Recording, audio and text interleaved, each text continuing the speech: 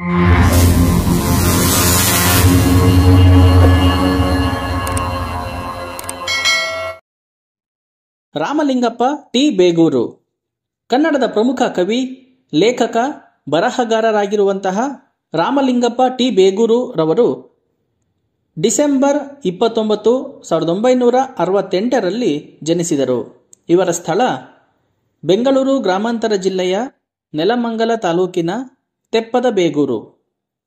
ಕೃತಿಗಳು ಮಾಯಾ ಪಾತಾಳ, ಸಂಕರ ಬಂಡಿ, ಪರಕಾಯ, ನಾಟಕ ದಂಗೆ, ಕಗ್ಗತ್ತಲ ಹೃದಯ, ಅಲ್ಲಮಪ್ರಭು ಆಧುನಿಕ ಪೂರ್ವ ಅನುಸಂಧಾನಗಳು, ಮಹಿಳೆ ಚರಿತ್ರೆ ಪುರಾಣ, ಪ್ರಾಚೀನ ಸಾಹಿತ್ಯ, ನಡುಗನ್ನಡ ಸಾಹಿತ್ಯ ಮುಂತಾದ ಕೃತಿಗಳನ್ನು ರಚನೆ ಮಾಡಿದ್ದಾರೆ.